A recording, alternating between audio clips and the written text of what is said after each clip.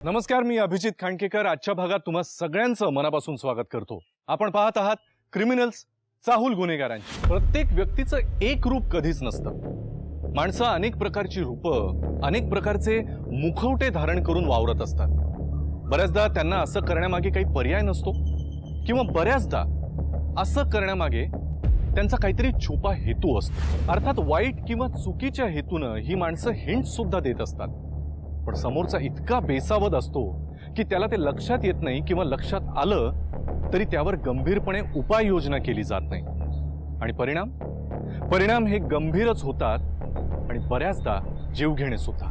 आजची ही गोष्ट अशाच एका ज्योती नावाच्या मुलीची आहे जी बेसावध राहिली आणि तिनं भीषण परिणामांना निमंत्रण दिलं। ज्योती खरं तर तुमच्या आमच्यासारखीच आपल्या घरच्यांना सुखी ठेवण्याचा प्रयत्न करणारी एक अत्यंत साधी सरळ कणखर फोकस्ड असणारी मुलगी, पण बेसावध राहिली आणि तिचा बळी गेला।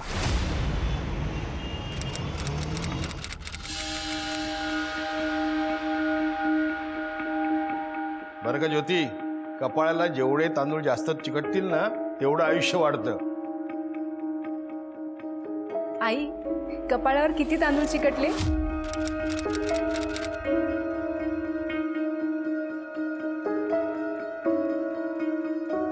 अरे, एक पण नाही। म्हणजे माझं आयुष्य। वेडी आहेस का तू?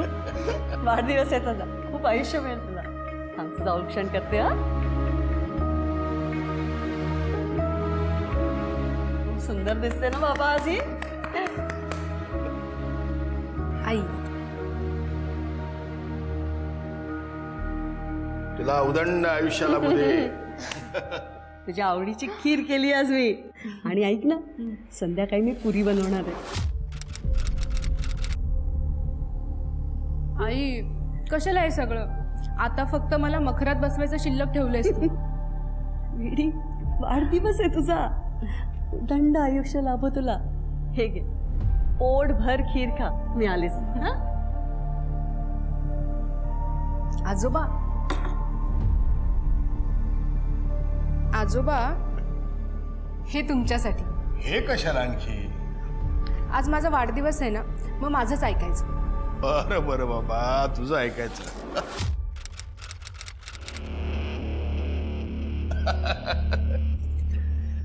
अरे वा वा वा वा वा, छप्पा, क्या बात आहे। आवडलं? हो, सुंदर। आणि आई, ही तुझ्यासाठी नवीन साडी। साडी? अगं मी किती वेळा सांगितलं माझ्यासाठी काय नवीन आणू नको। अरे अरे, खूप सुंदर साडी आहे ग।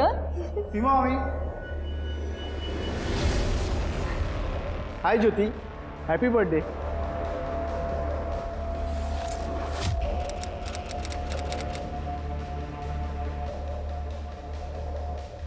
थँक्स। ज्योती, मी तुझ्यासाठी सरप्राईज आणलंय।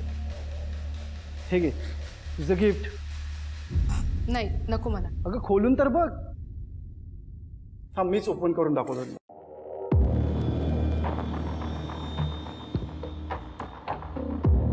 हा घे तुझ्यासाठी नवीन मोबाईल।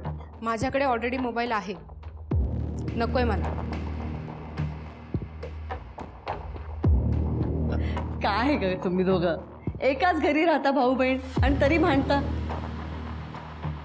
आई, मला कॉलेजला लेट होते, आपण संध्याकाळी बोलूया।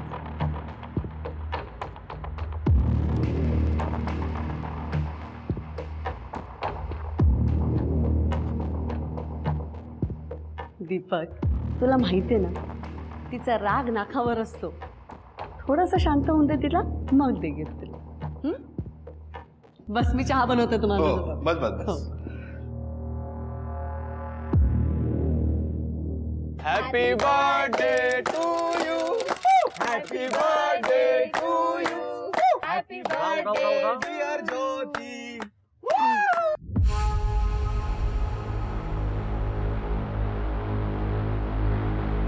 ज्योती, ज्योती ऐक ना, हॅपी बर्थडे। घे, नको मला। हा केक मीच भरवणार आहे तुला। घे, नाही, अरे घे ना। नको मला।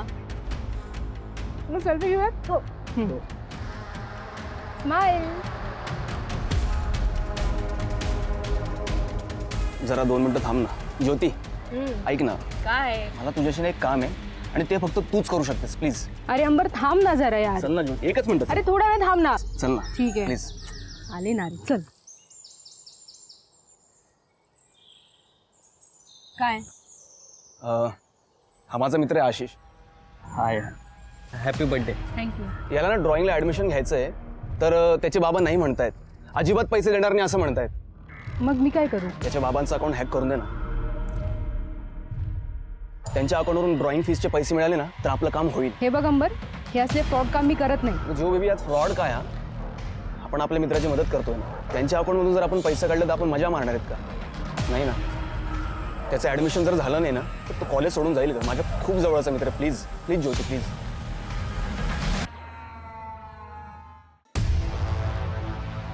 अरे पण त्याच्या बाबाच्या नंबरवर OTP जाणार, शिवाय पैसे डेबिट पडल्याचा मेसेज जाणार. यात खूप रिस्क आहे अंबर. सगळी सेटिंग झालेली आहे. त्याने त्याच्या बाबांचा मोबाईल आणला, दाखव. हे बघ, त्याच्या बाबांना कळणार पण नाही की पैसे गेले कुठे.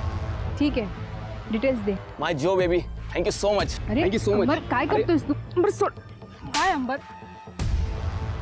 आणि काय मगाचपासून जो बेबी लावून ठेवलंयस हा? माझं नाव ज्योती आहे, ज्योती, आणि मला ज्योतीच म्हणायचं.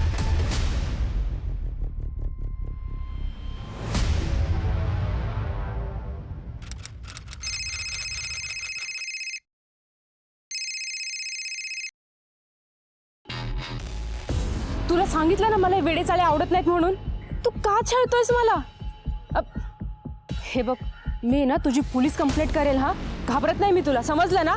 फोन ठेव चुपचाप. फोन ठेव म्हणते ना.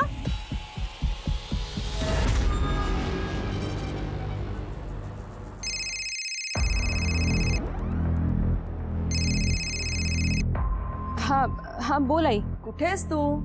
अगं आई, आजोबांची औषधं घ्यायला थांबले होते. अगं किती उशीर, मी वाट बघतोय ना तुझी. आई बसच मिळाली नाही ग, म्हणून चालत येते. मी आलेच हा. ये लवकर.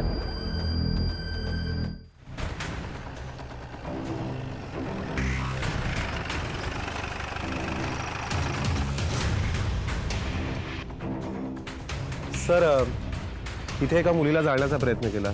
ज्योती गायकवाड आहे त्या मुलीचं नाव. रहाणे कॉलेजमध्ये 3rd इयरला शिकते. सर, जाळून मारण्याचा प्रयत्न झालाय. आत्ताच तिला हॉस्पिटलला हलवलं. बरं नायकुडे, हे कोणी केलं काय कळलं का? कोणी विटनेस किंवा कोणी आयडेंटिफाय झालं? सर, तिच्याजवळ ही एक पर्स सापडली. त्याच्यात हा मोबाईल आहे आणि तिचा कॉलेजचा आय कार्ड. तिच्या घरच्यांविषयी काहीच कळू शकलं नाही आहे सर. हां सर, पण प्रत्यक्षदर्शींनी सांगितलंय की 2 जण बाईकवरनं आले. सर, चेहऱ्याच्या खालची बॉडी बहुतांश बर्न झाली, चेहरा मात्र वाचलाय. बहुतेक जळताना तिने आपला चेहरा वाचवण्याचा प्रयत्न केलाय. एक काम करा नायकुडी, या रस्त्यावरचे सगळे CCTV फुटेज चेक करा. कुठल्या तरी फुटेजमध्ये त्या दोघांचा चेहरा नक्कीच आपल्याला दिसू शकतो. आणि त्या बाईकचा नंबर आणि ती बाईक कोणाच्या नावावर रजिस्टर आहे ते जरा चेक करा. आणि या ज्योती गायकवाडचा CDR मला हवाय, तो मागवून घ्या. Okay sir. सर या. ज्योती कुठे आहेस तू? कधीची वाट बघतोय आम्ही. हॅलो ज्योती, अगं बोलत का नाहीस? हॅलो, तुम्ही ज्योतीच्या आई आहात का? हो. मॅडम, मी सानपाडा पोलीस स्टेशनचा सब इन्स्पेक्टर सतीश नायकोडी बोलतो. ज्योतीला काय झालंय? Yes doctor. हे बघा, पेशंटची परिस्थिती अतिशय क्रिटिकल आहे. 80% जास्त भाजलेली आहे ती. हो. आम्ही आमचे प्रयत्न सुरू ठेवले, पण काही सांगता येत नाही. डॉक्टर, पुढच्या तपासाकरता पेशंटचं स्टेटमेंट घेणं खूप गरजेचं आहे. आम्हाला तिला भेटावं लागेल. सॉरी, पेशंटची परिस्थिती बघता यावेळी तशी परवानगी देता येणार नाही.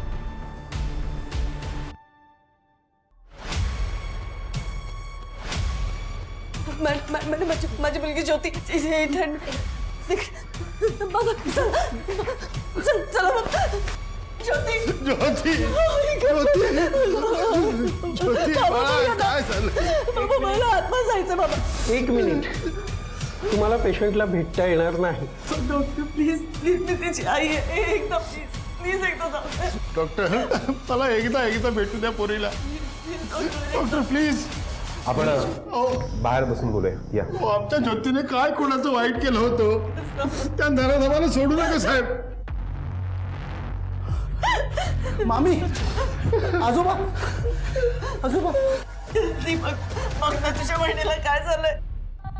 काय चूक होती रे तिची? मामी तुम्ही रडू नका. मला सांगा ज्योती कशी आहे? तू ज्योतीचा भाऊ का? साहेब, हा ज्योतीचा आत्ते भाऊ. हा सुद्धा आमच्या बरोबर वर्षभर राहतोय घरी. तेवढाच आधार आहे आम्हाला ह्याचा. काका तुम्ही सावरा स्वतःला. ज्योतीवर उपचार सुरूच आहेत. त्या गुन्हेगाराला आम्ही सोडणार नाही याची हमी देतो. पाटील मॅडम, तुम्ही ज्योतीजवळ पूर्ण वेळ थांबा. Okay sir. चला.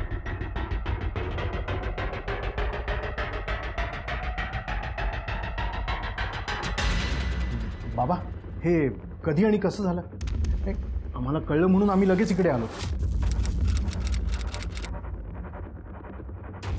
अरे नराधमा, तूच मारलायस माझ्या मुलीला. ताई काय बोलतेस तू हे? मी ज्योतीला कशासाठी मारेन? तू काही करू शकतोस. आता पण हेच बघायला आला की माझी ज्योती जिवंत आहे का मेली आहे? बाबा मी म्हणालो होतो ना आपण इथे नको येत. आपण यांच्याशी किती चांगलं वागा, यांना आपण वाईटच वाटणार. डोकी फिरली आहे त्यांची. ए अनिकेत, नीट बोलायचं. मामी आहे आणि माझ्या आईसारखी. काय चाललंय तुमचं?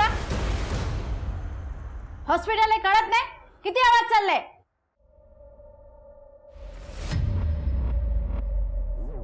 अनिकेत हे बघ, तू शांत हो. ताई आम्ही इकडे आलो होतो विचारपूस करायला. मान्य आहे अनिकेत जरा तापट आहे, पण आता पुढचा विचार करायला हवा ना बाबा.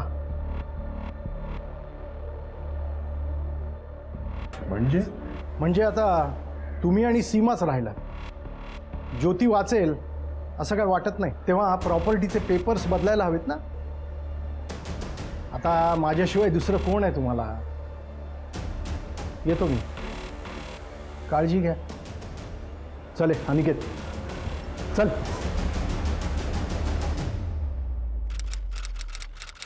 आदिती, ज्योतीबद्दल तुला एव्हाना कळलं असेलच. ज्योती तुझी खास मैत्रीण. तुम्ही एकाच क्लासमध्ये होते. हो सर. तिचा कोणी बॉयफ्रेंड, कोणी मित्र किंवा कोणी असं जो तिला त्रास देत होता? हो सर, तिचा एक मित्र आहे अंबर म्हणून. तो स्वतःला ज्योतीचा बॉयफ्रेंड म्हणून घ्यायचा. म्हणून घ्यायचं म्हणजे?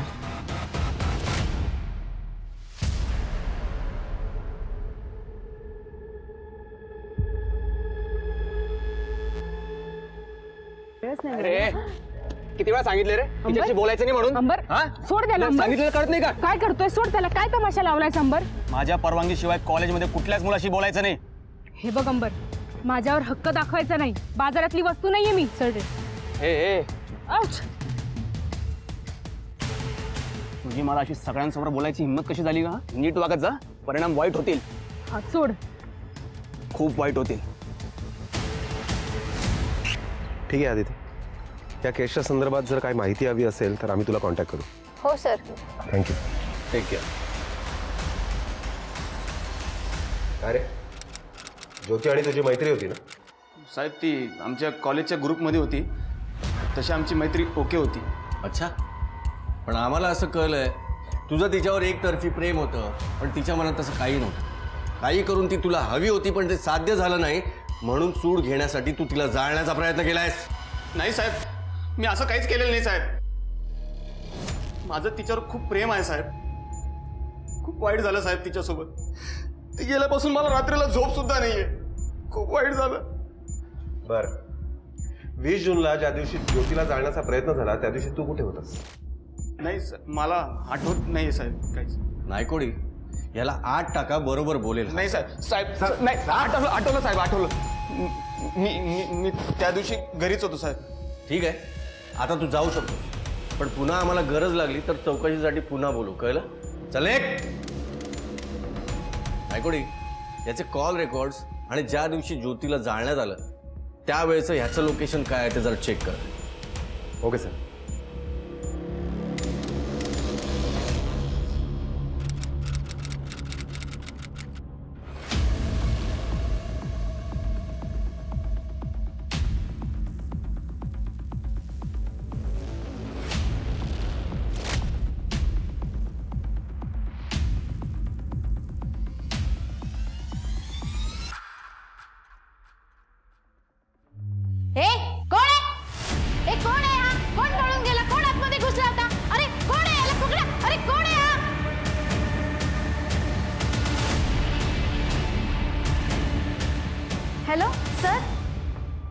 नायकोडी, काल रात्री ज्योतीवर जो अटॅक करण्याचा प्रयत्न झाला त्या माणसाचं काही कळलं का?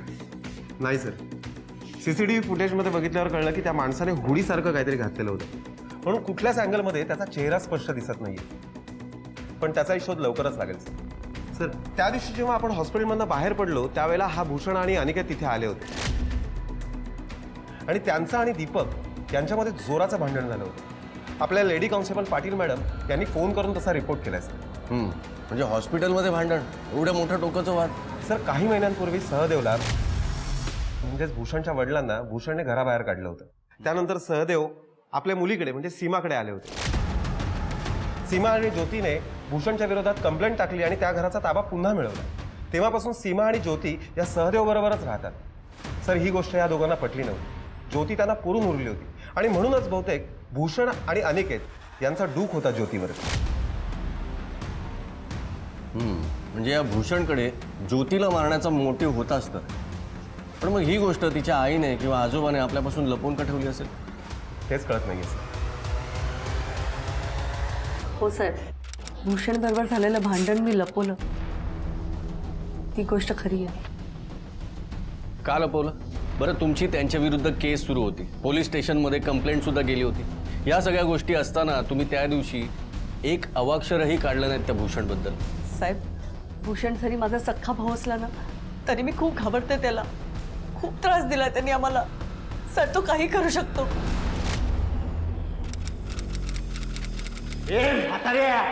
तुला अक्कल नाही वाटतं अजून? पोलिसात कंप्लेंट करायची हिंमत कशी झाली तुझी? कंप्लेंट आजोबांनी नाही, मी केली होती. ज्योती बेटा, घरातल्या गोष्टी अशा बाहेर कशाला न्यायच्या? असं जेव्हा आजोबांना धक्के मारून बाहेर काढलं होतं तेव्हा कुठे गेला होता तुमचा शहाणपणा? ताई, समजाव तुझ्या पोरीला. हे भूषण, बस झाली तुझी नाटकं. आम्ही पोलीस कंप्लेंट केली म्हणून तू आज आलास ना इथे? ए, आम्ही कंप्लेंट मागे घेणार नाही. चल निघ माझ्या घरातून. माझ्या बापाशी नीट बोलायचं आधीच सांगून ठेवतो. ए अनिकेत, आधी स्वतः नीट वागायला शिक. दिप्या, तुला आधीच सांगितलं आमच्या मॅटर मध्ये पडायचं नाही. आणि ज्योती, तुझा नशा कसा उतरवायचा ना ते मला चांगलं माहिती आहे. अनिकेत, चल. सरक. नायकोडी, त्या बाप बेट्याला पोलीस स्टेशनमध्ये बोलवून घ्या. Okay sir.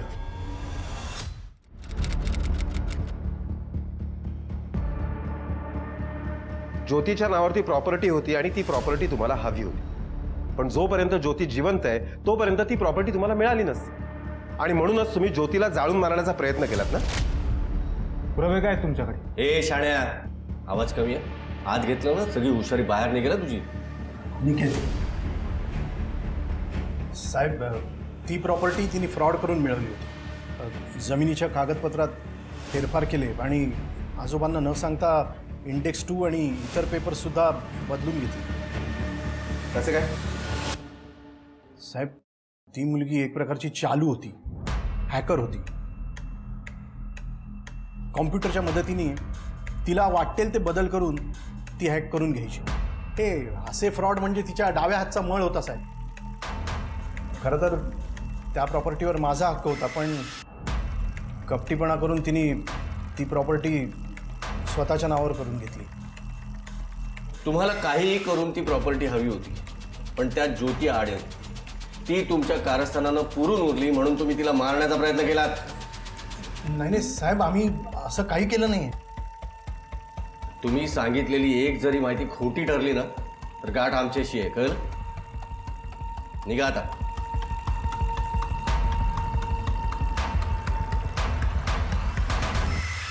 नायकोडी, ही ज्योती हॅकिंग करायची असं तिच्या मामाचं म्हणणं आहे. या ज्योतीबद्दल आपल्याला अजून माहिती काढायला हवी. ही ज्योती पर्सनल लाईफमध्ये काय करायची, कुठे जायची, कोणाला भेटायची, ती जर हॅकिंग करत होती तर हे सगळं कुठल्या पातळीपर्यंत पोहोचलं होतं याची जरा डिटेल्स काढा. Okay sir. रिकामे.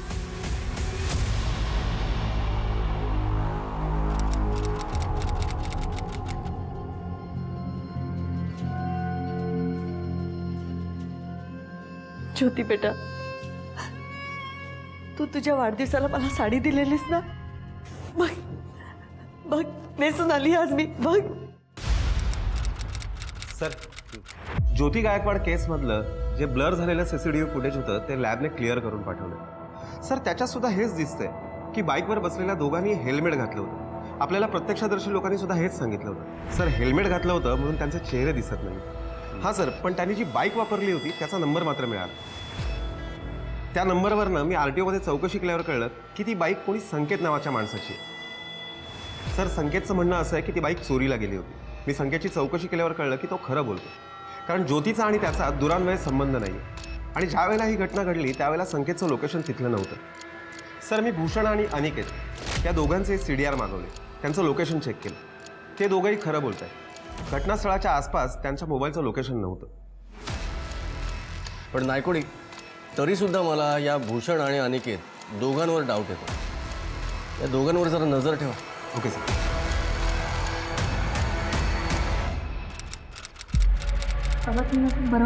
हां, बराच फरक पडला नाही. परवा तर एकदम म्हणजे चालूच शकत नव्हतं. हो, गोळ्या पण घेतल्या.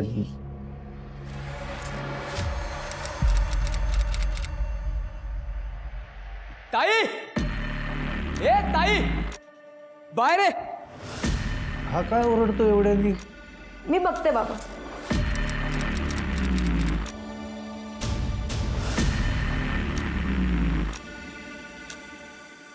बाहेर आहे लवकर. अरे काय झालं पुनीत? हळू बोल ना, बाबा उठतील. मला आत्ताच आत्ता पैसे पाहिजेत. बाबांना सांग आत्ताच आत्ता 2 लाख रुपये माझ्या अकाउंटला ट्रान्सफर करा. जा जा बोल जा. नाही पुनीत, मला नाही जमणार. नाही जमणार का? काय सांगू मी बाबांना पुनीत? बाबा तुम्ही कष्टाने कमवलेले पैसे माझ्या भावाला नशा करायला द्या, की हे सांगू जो माणूस तुमच्या मरणाची वाट बघतोय बाबा त्याला पैसे द्या? ए असं काय करते? हे बघ, ते विसरून जा ना, मागच्या सगळ्या गोष्टी विसरून जा. हा मला आता पैशांची खूप गरज आहे ताई. प्लीज ताई, प्लीज मला पैसे दे ना ताई, प्लीज. नाही जमणार पुनीत मला. अरे हा म्हातारा आधीच मेला असताना तर बरं झालं असतं, मग तुला दाखवलं असतं मी. तुझा हा माज नाही उतरवला ना तर लक्षात ठेव.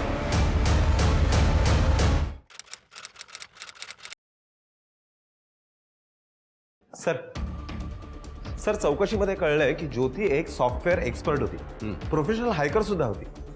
बऱ्याचशा इलिगल गोष्टींमध्ये तिचा हात होता. म्हणजे जसं मित्रमैत्रिणींच्या ॲडमिशनसाठी त्यांच्या पॅरेंट्सचे अकाउंट हाईक करणं, फ्रेंडची नावं ॲडमिशनच्या लिस्टमध्ये ॲड करणं, अशी बरीचशी कामं ती कम्प्युटरच्या सहाय्याने करायची.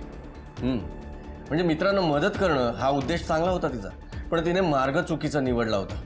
मला असं संशय आहे की अशीच कामं करताना ती कुठल्या तरी मोठ्या संकटात सापडली असणार किंवा कुठल्या तरी चुकीच्या माणसाच्या तावडीत सापडली असणार. असू शकतं सर. पण ज्योतीने हा मार्ग फक्त लोकांच्या मदतीसाठी केला नव्हता, कारण 1 महिन्याभरापूर्वी ज्योतीने एक बँक अकाउंट हॅक केलं आणि त्याच्यातनं 15 लाख रुपये विड्रॉल केले. 15 लाख? हो सर. हे अकाउंट कोणाच्या नावावर आहे? सर कोणीतरी सुमित पटेल नावाचा माणूस. सुमित पटेल? एवढे पैसे? पण गेले कुठे एवढे पैसे? सर मला तर वाटतं की ज्योतीने सुमित पटेलचं अकाउंट हाईक केलं, त्यातनं 15 लाख रुपये काढले. पण हे काम एकट्या ज्योतीचं नसावं, तिची कोणती तरी टोळी असावी. आणि जेव्हा यांच्याकडे 15 लाख रुपये आले त्यावेळेला याच पैशांवरनं त्या टोळीमध्ये भांडणं झाली असतील आणि त्या टोळीतल्या इतर मेंबर्सने ज्योतीचा काटा काढण्याचा प्रयत्न केला असेल. सर प्रश्न हा आहे, सुमित पटेलच्या अकाउंटमधनं फ्रॉड करून 15 लाख रुपये काढले गेले तरी सुद्धा सुमित पटेल अजूनपर्यंत पोलीस कंप्लेंट करायला का नाही आला? या सुमित पटेलला भेटायलाच हवं. चला. Okay sir.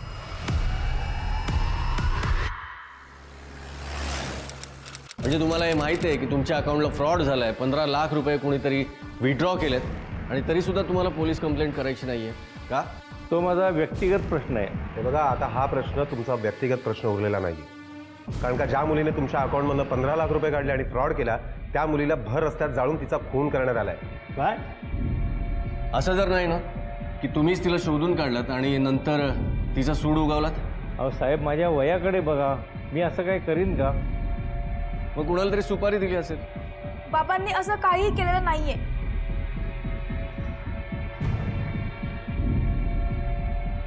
मी सांगितलंय ज्योतीला बाबांचं अकाउंट हॅक करायला.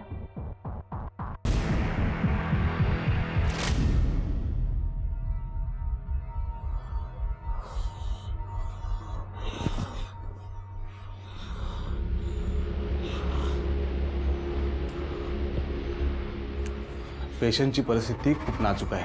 2 दिवसात ऑपरेशन करावे लागेल, नाहीतर पेशंटचे वाचण्याचे चान्सेस खूप कमी आहेत. तुम्ही करा सर ऑपरेशन. ऑपरेशनसाठी 5 लाख रुपये तुम्हाला भरावे लागतील आणि 10 लाख रुपये एमर्जन्सी म्हणून रेडी ठेवावं लागतं, तरच ऑपरेशनची रिस्क घेता येईल. डॉक्टर साहेब, पैसे बाबांच्या अकाउंटला आहेत आणि बाबा आता शुद्धीवर नाही आहेत. तुम्ही ऑपरेशन करायला घ्या, आम्ही पैसे नंतर जमा करतो. मला नाही वाटत हे हॉस्पिटल एवढी मोठी रिस्क घेईल म्हणून. तुम्हाला पैसे अगोदरच भरावे लागतील.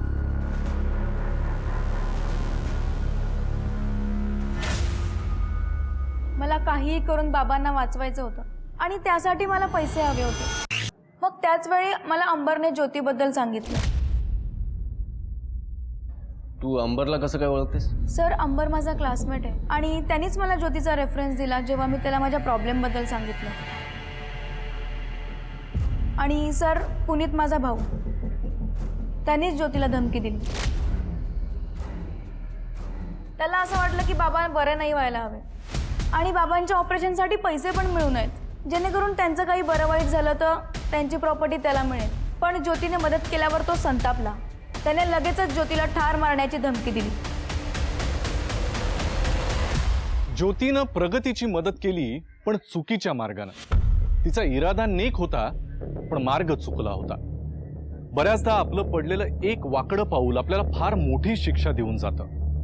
ज्योतीचं हे रूप वेगळं होतं, हा मार्ग वेगळा होता.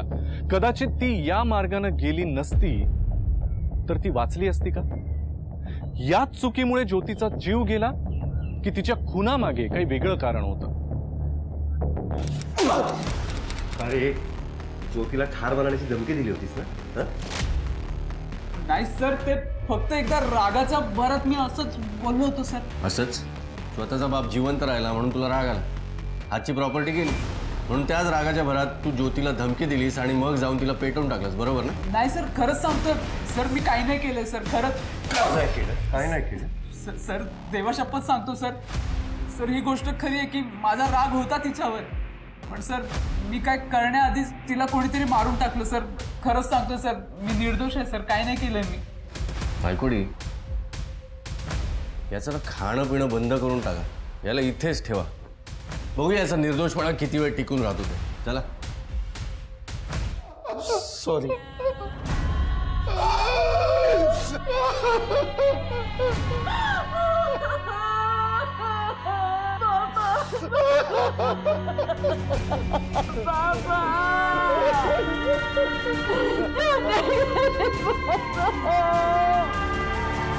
ज्योतीची मृत्यूसोबतची झुंज अखेर संपली.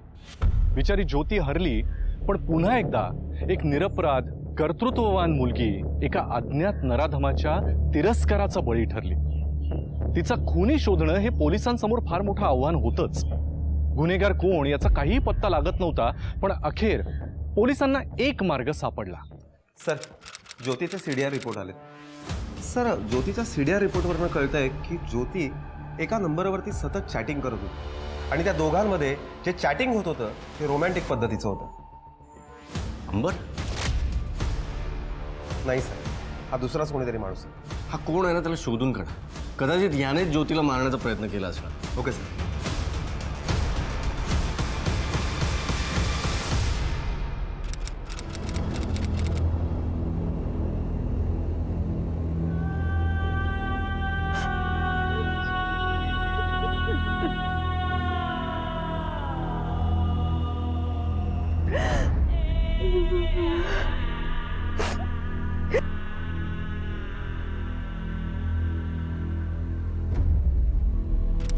सर, ज्योती ज्या मोबाईलवरती सतत चॅट करत होती त्या मोबाईलचे डिटेल्स मिळाले. गुड. कोणाचा नंबर? सर, कोणीतरी विश्वास जाधव नावाचा माणूस आहे. आधी उचला त्याला आणि घेऊन या. ही काय स्टोरी आहे ना ती पण बघू आपण. Okay sir.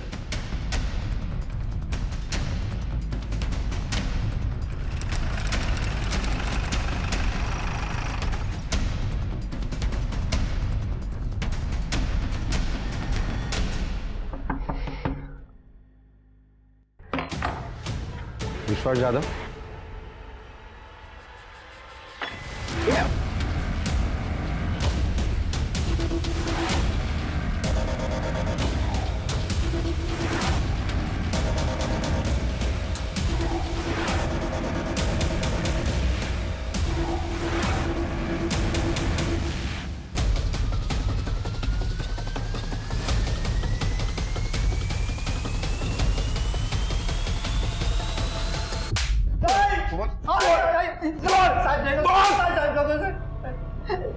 मी कायदे केले साहेब, खरंच कायदे केले. तू काहीच नाही केलंस. मग आम्हाला बोलून पळत का होतास? ज्योतीला भर रस्त्यात जाळण्याचा प्रयत्न तूच केलास ना? नाही साहेब, तूच मारला तिला. शपथ साहेब, तो मी नाहीये साहेब. मी फक्त त्यांच्या प्रेम प्रकरणात मदत करत होतो त्यांना. प्रेम प्रकरणात मदत करत होतास? ज्योतीच्या मोबाईलवरती जेवढे मेसेज आलेत ना ते सगळे तुझ्या मोबाईलवर आलेत. नाही साहेब, तिला मेसेज करायला तो माझा फोन यूज करत होता, कारण त्याला खात्री नव्हती की ती त्याला हो म्हणेल की नाही. नाव काय त्याचं? कोण आहे ते? नाव काय त्याचं? मी काय विचारतोय? साहेब, माझं ज्योतीवरती प्रेम होतं. स्वतःच्या मामे बहिणीबद्दल असं बोलायला लाज नाही वाटत? नाही वाटत. खरं प्रेम होतं माझं ज्योतीवर. मी कित्येक वेळा तिच्याशी बोलायचा प्रयत्न केला, पण कसं सांगावं हेच मला कळत नव्हतं. म्हणून मी विश्वासचा मोबाईल वापरून तिला मेसेज केला. सुरुवातीला तिने रिप्लाय केला नाही, पण नंतर तिने मला रिप्लाय दिला. तिला मी कोणीतरी वेगळाच माणूस वाटत होतो आणि मी पण माझी ओळख तिच्यापासून लपवून ठेवली. काही दिवस गेल्यानंतर मला राहवलं नाही. मी ठरवलं की तिला सगळं काही खरं खरं सांगायचं.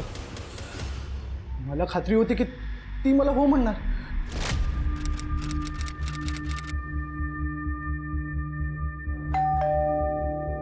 हे बघ, ती आलीच. हा, मी बघतो. अरे नको नको, थांब ना, मी बघतो ना.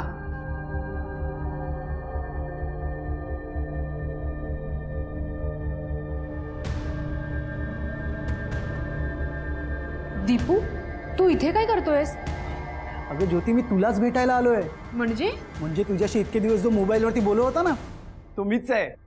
काय? अगं ज्योती, तू मला खूप आवडतेस. माझं तुझ्यावर खूप प्रेम आहे. शी, लाज नाही वाटत तुला? अरे भाऊ आहेस ना तू माझा. अगं ज्योती, ऐकून तर घे तू. हे बघ, मला माहिती आहे तुला पण मी आवडतो ना. दीपक, बंद कर तुझे बोलणं. ऐकून पण किळस वाटते मला. आणि हे बघ, तू जर हे थांबवलं नाही ना तर घरी सांगेल तुझ्याबद्दल. आजोबा, आई, आत्या सगळ्यांसमोर तुझं भांडं फोडेल. परत आहे ना, मला तुझं तोंड दाखवू नकोस. ज्योती, ज्योती, ऐक तर खरं. ज्योती, माझा खूप संताप उडाला. मी ठरवलं की ज्योती माझी नाही तर कोणाचीच होऊन देणार नाही मी.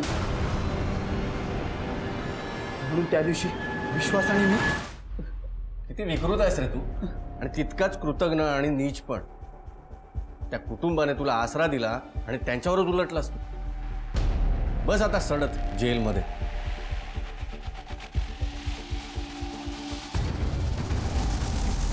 ज्योतीला येणाऱ्या संकटाची चाहूल मिळत होती, पण तरी सुद्धा ती बेसावध राहिली. वारंवार तशा सूचना मिळूनही तिनं बेसावध राहणं स्वीकारलं. दुसऱ्यांचं भलं करण्याच्या नादात ती पुन्हा पुन्हा चुकीच्या गोष्टी करत राहिली. अनोळखी मेसेजेस, अनोळखी कॉल्सला प्रतिसाद देत राहिली. आणि एवढंच काय, ज्या व्यक्तीला ती कधीही भेटली नाही, ज्याचा काहीही परिचय नाही, अशा व्यक्तीशी बोलत राहिली. पुढे त्याच व्यक्तीचं म्हणजे दीपकचं खरं रूप समोर आल्यानंतर घरच्यांना किंवा पोलिसांना न कळवता त्यावरती लुटूपुटूचे उपचार करत राहिली. आणि त्याचा व्हायचा तोच परिणाम झाला, तिचा भयानक असा शेवट. या दीपक सारखे नराधम आपल्या समाजामध्ये सर्वत्र आहेत. यांना वेळीच शोधून काढून त्यांचा वेळीच बंदोबस्त केला नाही तर ते नुकसान करत राहतील. ही माणसं म्हणवण्याच्या लायकीचीच नाहीये. त्यामुळे त्यांच्यावर कुठलीही दयामाया न दाखवता त्यांना पोलीस किंवा कायद्याच्या स्वाधीन करणं यामध्ये शहाणपण आहे. म्हणून माझी तुम्हा सगळ्यांना सुद्धा विनंती आहे की जाऊ दे, मरू दे असा ॲटिट्यूड न घेता वेळीच अशा वृत्तींविरुद्ध तुम्ही सावध व्हा आणि स्वतःला आणि आपल्या घरच्यांनाही जपा. मी अभिजित खांडकेकर आजच्या भागात आता तुमच्या सगळ्यांची रजा घेतो. पुन्हा भेटूया नवीन भागात एका नवीन गुन्ह्याची उकल करायला. तोपर्यंत तुम्ही तुमची आणि तुमच्या कुटुंबियांची काळजी घ्या. धोका अजूनही टळलेला नाहीये, त्यामुळे घराबाहेर पडताना मास्क आणि सॅनिटायझरचा वापर नक्की करा. पाहत रहा क्रिमिनल्स, चाहूल गुन्हेगारांची. जय हिंद, जय महाराष्ट्र.